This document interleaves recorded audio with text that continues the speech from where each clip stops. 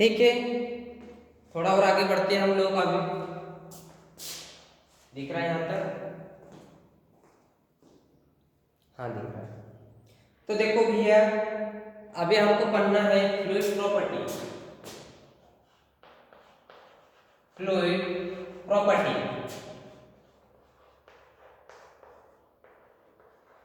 Fluid property कौन कौन से हमारी फ्लूइड प्रॉपर्टी होती है?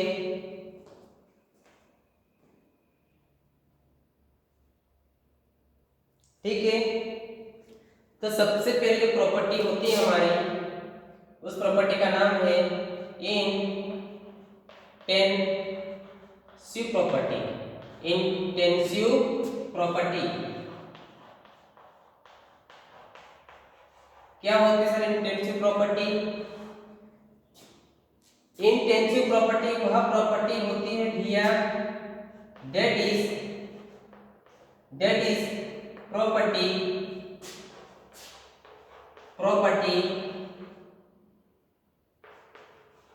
that is property in depend of mass in a mass of substance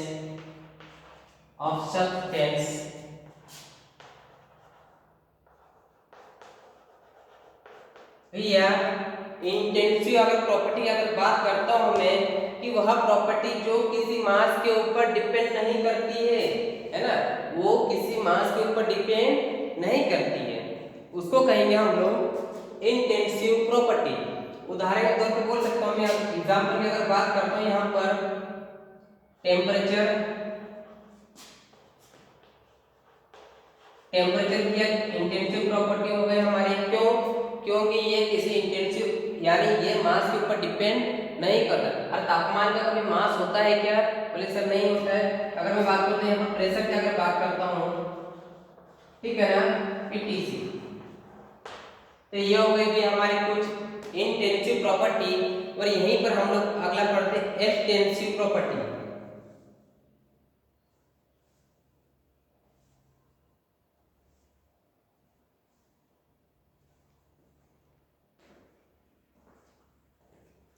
दूसरी जो होती है हमारी extensive property, extensive property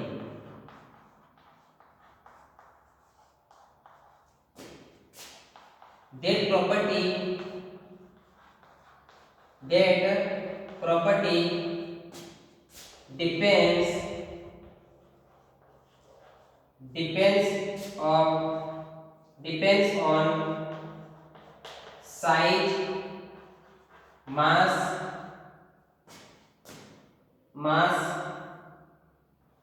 of substance। ठीक है, कि यह जो प्रॉपर्टी हमारी साइज के ऊपर भी डिपेंड करती है, मास के ऊपर भी डिपेंड करती है, तो उसको कहेंगे हम लोग इस इन एक्सटेंसिव प्रॉपर्टी। अगर मैं उदाहरण की अगर बात करता हूँ यहाँ पर, अगर मैं एग्जांपल की अगर बात करता हूँ यहाँ पर, टोटल वॉल्यूम हो गया हमारा, टोटल मोमेंटम, ये टोटल मोमेंटम अगर मैं आगे वाले लेक्चर में इसको अच्छे से डिस्कस करूंगा, ठीक है। और टोटल मास,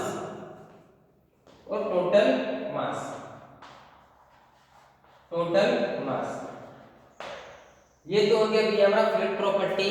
दो प्रकार की प्रॉपर्टी होती है, तो इंटेंसिव प्रॉपर्टी होती है, दूसरी जो प्रॉपर्टी होती है हमारी एक्सटेंसिव प्रॉपर्टी होती है, ठीक है ना।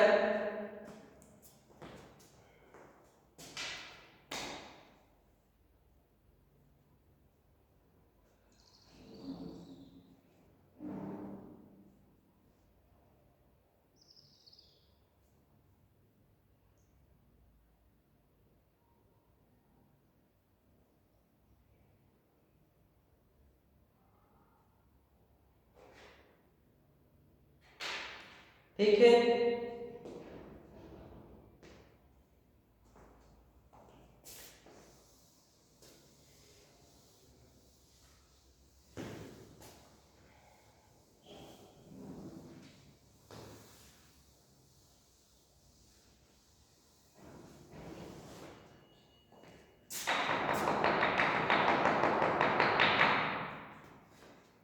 अगली होती है हमारी तीसरे नंबर की प्रॉपर्टी जो होती है हमारी डेंसिटी।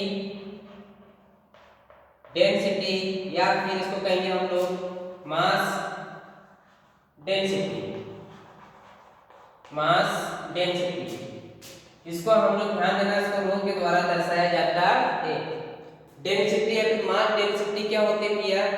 कहने का अर्थ ये हो गया कि ये होता हमारा मास पर यूनिट, मास पर यूनिट वॉल्यूम। ठीक है, मास पर यूनिट वॉल्यूम यानी हो गया हमारा कौन सा डेंसिटी। अगर किसी को यहाँ पर लिखना चाहूंगा मास पर यूनिट वॉल्यूम यानी वॉल्यूम आयतन, वॉल्यूम हो गया ना हमारा ये।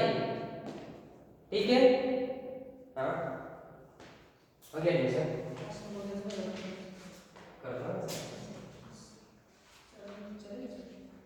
नहीं मतलब हिंदी से लेकर ना लास्ट में चलेंगे वो फिर उधर मतलब कर रहे हो बात है ना।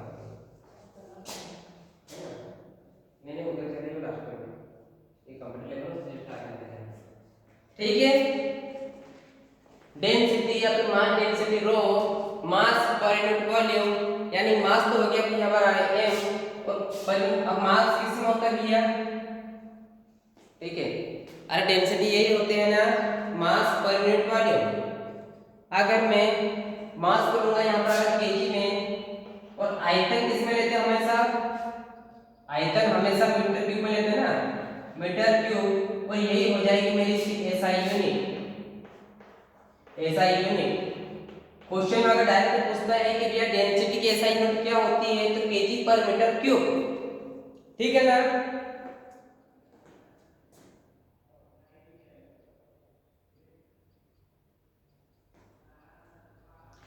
अगर मैं यहीं पर अगर बात करता हूं भैया कि जो डेंसिटी ऑफ जो वाटर होता है हमारा वो कितना होता है?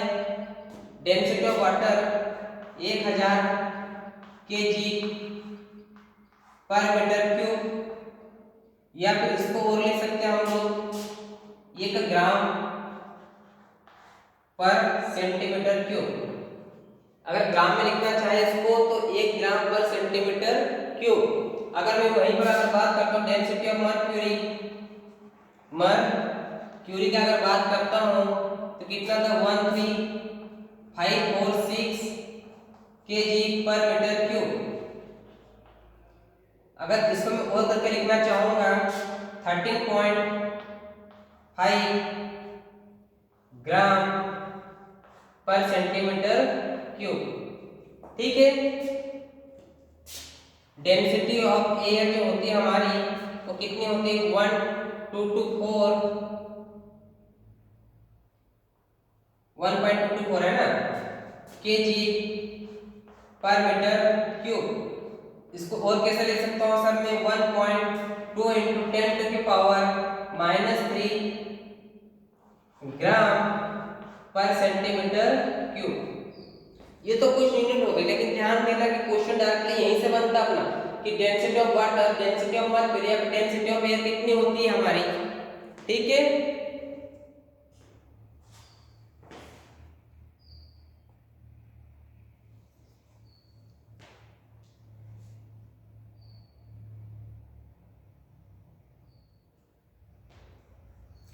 अब ध्यान देना,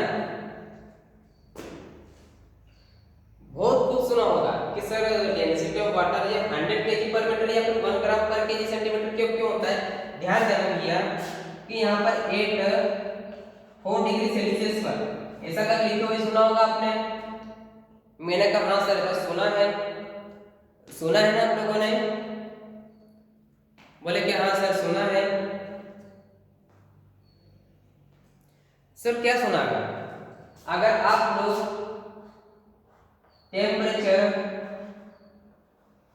अगर यहाँ से तापमान को अगर बढ़ाओगे, है ना, अगर तापमान को बढ़ाओगे ना तो ध्यान देना आप लोग कि जो डेंसिटी होती है ना, डेंसिटी हमेशा कम हो जाती है। क्यों भैया? अरे पानी को जैसा गर्म करोगे तो पानी के अंदर जो डेंसिटी यानी जो मॉलिक्यूल्स पास वाले, डेंसिटी का मतलब क्या होता है? घना, सघन, है ना। तो तापमान बढ़ाओगे तो जो उसके अंदर के जो मॉलिक्यूल्स है ना धीरे धीरे दूर दूर भागना स्टार्ट हो जाएंगे, तो भैया वो भागने से तो कम हो गए ना, तापमान बढ़ा तो हमारा डेंसिटी क्या हो गई भैया हमारी कम हो गई। अगर मैं यही अगर बात कर लूं, अगर मैं यही बात कर लूं, अगर मैं यहाँ पर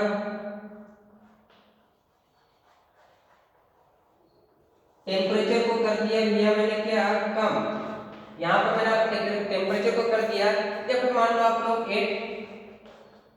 0 डिग्री सेल्सियस पे कर दो, 0 डिग्री सेल्सियस पे कर दो, तो फिर क्या भैया बन जाएगा, अरे उसके अंदर क्या होगा फिर बर्फ जम जाएगी ना, बर्फ जम जाएगा।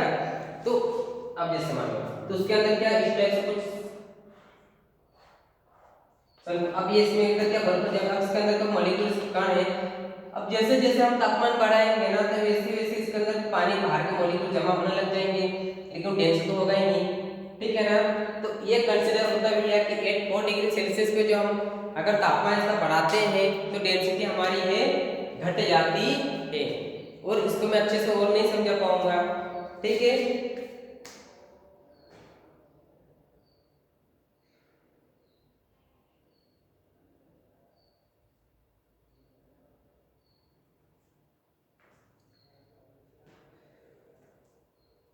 अब इसको मैं रब कर रहा हूं यहां पर,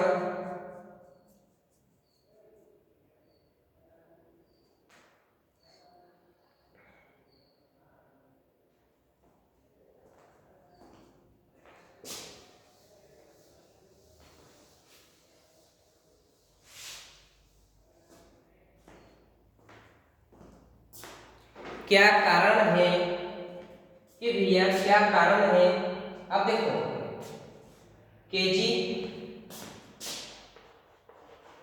पर मीटर यहाँ पर क्यूब लिखा हुआ है ना, यहाँ पर मैंने लिखा हुआ केजी पर मीटर क्यूब। तो सर हमको तो ये बताओ कि केजी पर मीटर क्यूब का मतलब क्या होता है भैया,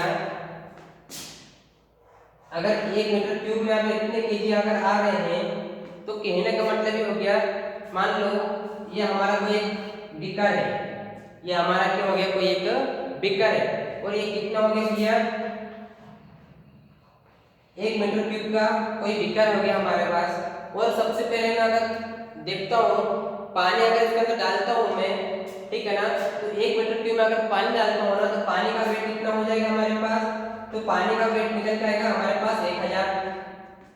और इसी 1 मीटर क्यूब में अगर मैं इसी 1 मीटर क्यूब में अगर मरकरी को डालता हूँ, इसी 1 मीटर क्यूब में अगर मरकरी को डालता हूँ तो 13.5 केजी के समथिंग निकल के आता है। मतलब ये बर्तन अपना 1 मीटर क्यूब का जो बर्तन है हमारा 1 मीटर क्यूब का ही है, लेकिन इसका अंदर जो पानी है वो 1000 केजी पर मीटर क्यूब उसका वजन निकल जाता है। लेकिन उसी अगर बर्तन में अगर मरकरी डालता हूँ मैं तो 13546 के समथिंग निकल के आता है। बोले सर ऐसा कैसे होता है, ऐसे कैसा होता है, तो इसको मैं अभी प्रूफ करके दिखाता हूँ आप लोगों को, ठीक है।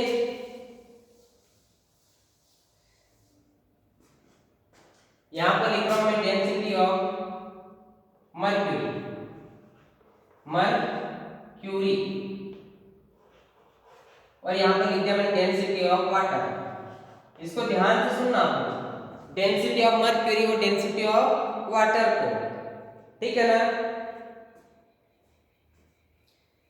भैया मरकरी की जो न्यूक्लियस होते हैं ना, न्यूक्ली डेंसिटी के जो न्यूक्लियस होते हैं वो कैसे होते हैं भैया, मरकरी के जो न्यूक्लियस पार्ट होते हैं ना, परमाणु जो भाग होते हैं ना वो सबसे होते हैं भैया बड़े, मैं यहाँ पर बोल दूं मैं बिग होते हैं, बिग होते हैं ना। तो सर ऐसे भी कितने बड़े होते हैं, और जो वाटर के जो न्यूक्लियस होते हैं ना हमारे, वाटर के जो न्यूक्लियस होते हैं वो कैसे होते हैं हमारे पास स्मॉल, ठीक है। वाटर के जो न्यूक्लियस होते हैं वो स्मॉल होते हैं,